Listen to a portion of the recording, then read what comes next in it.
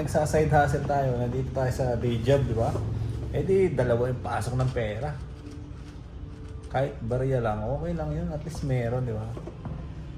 Ang hirap mo yan pag di ka gumalaw. Talagang kakainin ka ng mundo.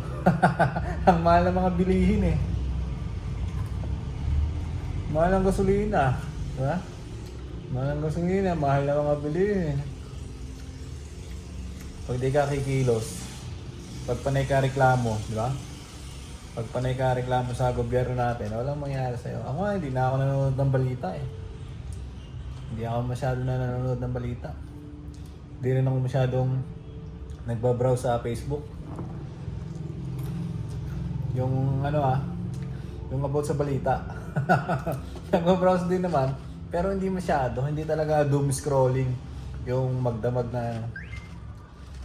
puro browse ka lang. Sinecheck ko lagi yung sarili ko pag medyo napapatagal na ako nakatambay doon. Out na kagad, balik na kagad ako sa mga side hustle ko. Ano? Tapos ito, di ba? Habang wala akong ginagawa, vlogging pa rin.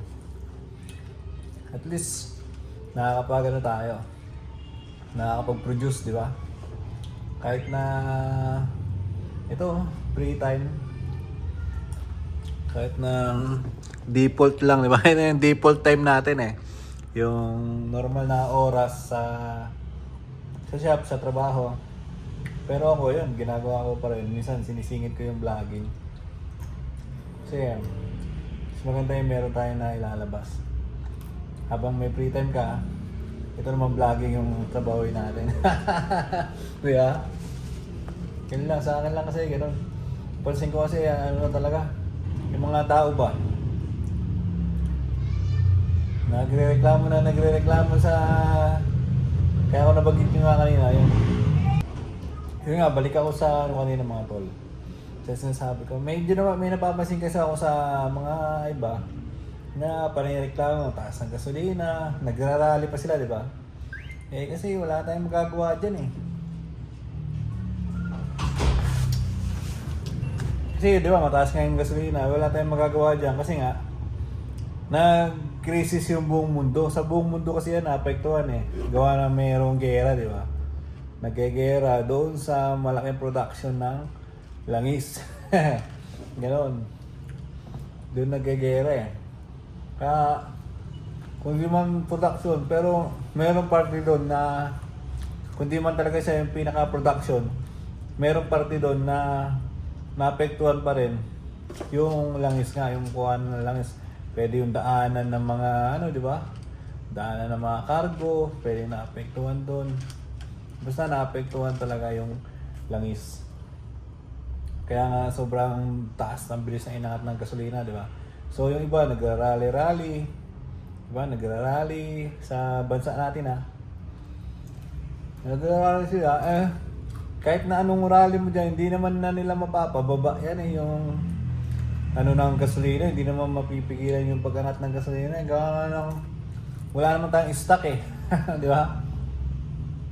Hindi na kaya ng stock natin na yung i-provide ba, yung kuwari mo, may stock yung bansa natin ng langis. Wala tayong stock, di ba? Kaya ngayon, yung kinukuha pa rin sa ibang bansa yung mga dumarating na mga langis. Hindi kagaya sa ibang bansa. Katulad na lang ng Japan, saka Taiwan, yan ang alam ko na bansa na maraming stock ng langis. Kahit na anong mangyari na dyan, meron silang stock talaga. Kasi pinaghandaan nila yan eh. Yan yung inaano nila eh. Kaya sa Taiwan, sa totoo lang, ang mura lang ng gasolina doon. Ang mura lang ng gasolina sa Taiwan. So, yun. Kasi galing akong Taiwan eh. At yung mga kasama ko nakamotor, pag umaangas ako sa kanila, nagpapagas sila. Namumura lang sila kasi 50 NT lang, di ba? 50 NT eh, magkano lang sa Pilipinas dito para nasa 75. 1 litro na siguro noon nung nandun ako. Pero ngayon, siguro yung 100 mo, ay matagal pa rin. 100 NT nila, matagal pa rin yung aabutin ng Basta mura lang siya compare dito sa Pilipinas. So, yun lang sa akin lang. Kasi kaysa magreklamo tayo, di ba? Di, galaw na lang tayo ng galaw. Ganon din naman eh. Pinanganak tayo mahirap eh. Hindi mo tayo pwedeng aasa lang sa gobyerno na bibigyan tayo, di ba? Pinanganak tayo mahirap, so gawin natin. Diskarte na lang tayo kung ano yung mga pwedeng pagkakalitaan, di ba? Ako personal, kaya nga nag-ano ako sa YouTube. Kaya nagko-content ako sa YouTube kasi pinapangarap ko rin na balang araw meron akong makonect na mga malalaking tao ba. Malaking tao sa business, ganyan. Sa business, balang araw i-promote ko yung business nila at bigyan nila ako ng ano, di ba? Ganun ko lang sa iniisip. So sana, di ba, balang araw may makakonekta tayo na malaking tao, negosyante, tapos papapromote sa atin yung business niya, bibidyoan natin, di ba? Promote natin. Ganun ko lang siya titignan, kaya yun din yung naano ko sa YouTube. Pero hindi naman yung totally yung pinaka-reason ko kaya nag-umpisa ako ng channel. Parang ano lang yun, side hustle lang din yun, di ba? Para magiging side hustle ko lang yun sa hinaharap kung sakaling mapapagana ko to. Parang ganun ko lang siya tignan. So, business, di ba? Business. Kasi nandito tayo sa business. Binabantayan natin business ni Utol. So, lahat, di ba? Lahat pwede natin ma-unlock dahil nagko-content tayo. Pwede tayong makakilala ng ibang tao na mag-guide sa atin para gumanda yung buhay natin. Di ba? Maraming pwede mangyari. Sa ngayon, yan yung pinipigure out natin. Kaya tuloy ako mag-produce dito sa YouTube. Tuloy ako nang tuloy gumawa ng content. Di ba? Naka-public lang lahat ng video ko dyan. Wala akong binubura. So, ganun lang. Pero sana rin, dumating yung araw, di ba, na mapagana natin to. Kasi gusto ko, pag 60 years old na ako, 60 na ako at naging matagumpay ako sa buhay, gusto ko i-share yung mga wisdom na nalalaman ko, na napagdaanan ko, di ba? Experience, yan. Gusto ko i-share yung experience natin sa buhay, kung ano yung ginawa natin para nakuha natin yung ganong klaseng tagumpay. Na ngayon ay tinatrabaho pa lang natin, kaya salamat sa mga nandiyan na nakasabay sa journey natin para makuha yung tagumpay na yon na hinahanap natin. At sabi nga nila, di ba, habang may buhay, mayroong pag-asa. Kaya wag na wag tayong hinto, wag na wag tayong susuko. Tuloy lang tayo sa buhay. So ako, kaya ganyan, tuloy-tuloy ko lang itong ginagawa kasi hindi ko rin alam kung anong mangyari sa future. Pero sabi nga, di ba, gawin mo parang tubig yung sarili mo ba? Ilog, ganun. Kung ano yung agos, di ba? Kung ano yung agos, kung saan ka papunta, sumabay ka lang. Katulad ngayon, no? Crisis sa buong mundo. O wala tayong magagawa na dyan eh. Di ba? Normal na Pilipino lang naman tayo. Normal na tao lang tayo. Ano ba magawa natin dyan? Gawin mo, sabay ka na lang sa agos. Magpagas ka pa rin, di ba? Wala ka namang magagawa eh. Magpagas ka pa rin, ang gawin mo na lang yung kaya, yung kontrolado mo ba. Ang bigyan mo na lang ng focus sa panahon ngayon, yung kontrolado mo. Katulad niyan, yung income mo, kung may day job ka, kagaya ko, may day job ka, 8 oras. So pag out mo na ang trabaho ngayon, isipin mo kung ano ba yung pwedeng pagkakitaan dyan, di ba? Na kaya mo gawin, na available sa'yo. Kagaya ng mga nagre-reels, di ba?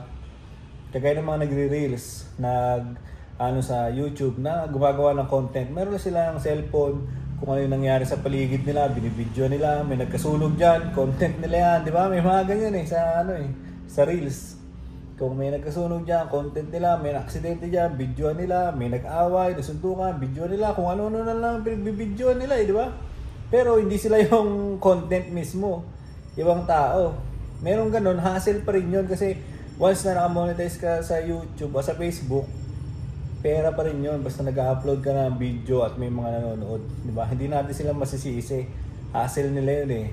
Nakaka-inspire nga yun kasi sila mismo gumagalaw sila, di ba?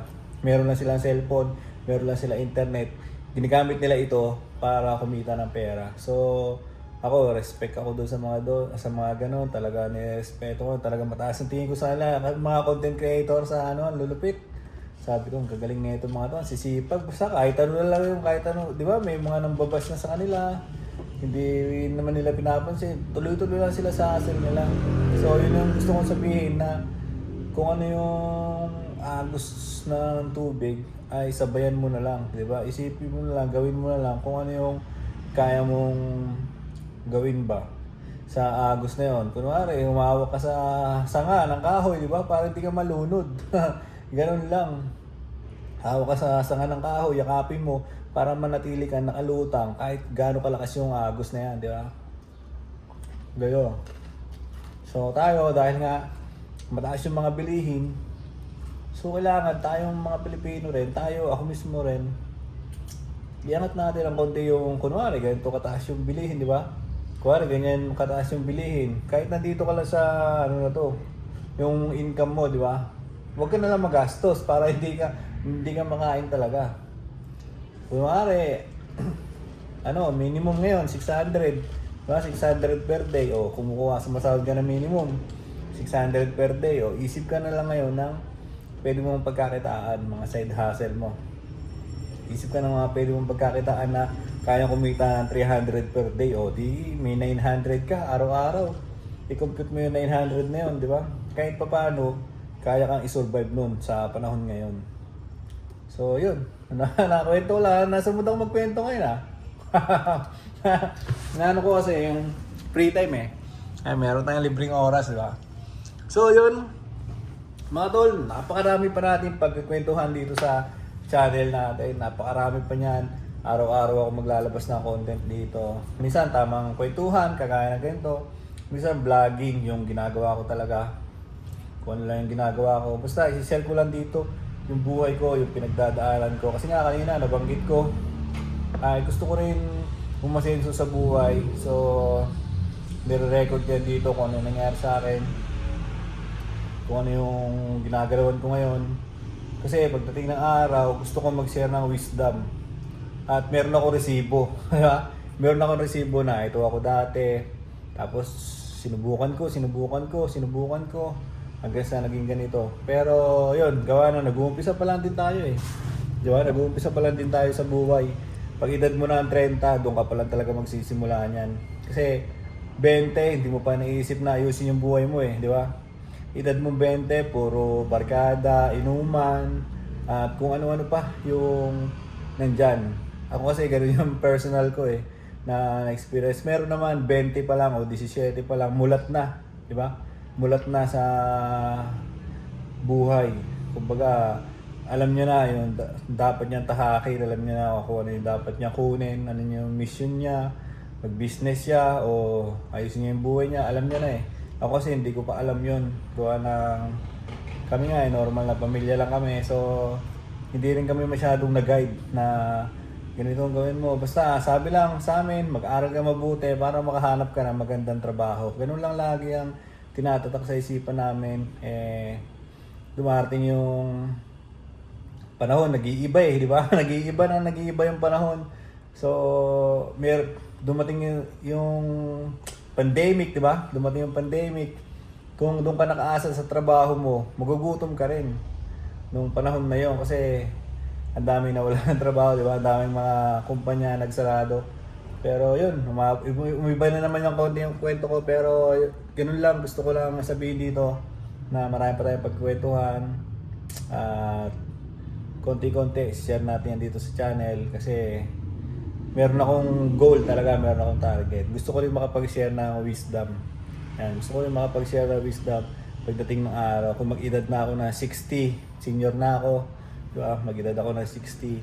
Gusto ko maging guide din sa mga batang papasibol pa lang, di ba? Papasibol pa lang sa buhay na gusto kong i-share yung mga pinagdaanan ko, ginawa ko, nangyari sa akin para meron silang guide para pagdating nila ng ganitong edad, mas mapapaaga na matatrabaho nila yung future nila at mas maaga nila makuha yung success na hinahanap nila. So lahat naman tayo gusto maging successful sa buhay, pero meron lang tayong mga maling ginagawa kaya hindi natin nakukuha yon. Di ba? Kaya hindi natin nakukuha yun kasi meron mga simpleng bagay na ginagawa tayo na mali, na hindi natin alam, na hindi rin natin ma-accept sa sarili natin na mali yun. Kaya tinutuloy-tuloy pa rin natin hanggang sa dumating yung araw na matanda na tayo, parang walang nangyari sa buhay natin, di ba? So, simula nung nag-30 ako, yun yung gusto kong ayusin talaga. Na ayokong maranasan yung parang walang nangyari sa buhay ko. Parang nabuhay lang ako sa mundo. Parang ganun lang. Parang nabuhay lang ako na normal. Gusto kong gumawa ng something, di ba, sa buhay ko ba? Gusto kong mag-explore din. Ganun. So, yun mga tol. Hanggang dito na lang itong vlog-vlogan natin para sa ngayong araw. Kung tinapos mo yung video natin, maraming salamat. At kung lagi ka nanonood dito sa channel natin, thank you talaga kasi malaking bagay yan, malaking tulong yan sa atin. At yun, tutuloy-tuloy ko lang to. Wala naman akong ginagastos dito eh. Wala naman akong ginagastos sa pag-upload. Kaya tuloy-tuloy lang natin habang kaya natin mag-vlog. Habang kaya natin gumawa ng content, magsalita, ganun. So yun lang mga tol. Maraming salamat ulit. At kung nagustuhan mo yung video natin ngayon, mga video natin dyan, click mo lang yung like button. Okay na yan. Kahit huwag ka na mag-comment, basta i-click mo lang yung like. Malaking tulong na sa atin yan. So yun lang mga tol. Hanggang dito lang to. Bye-bye!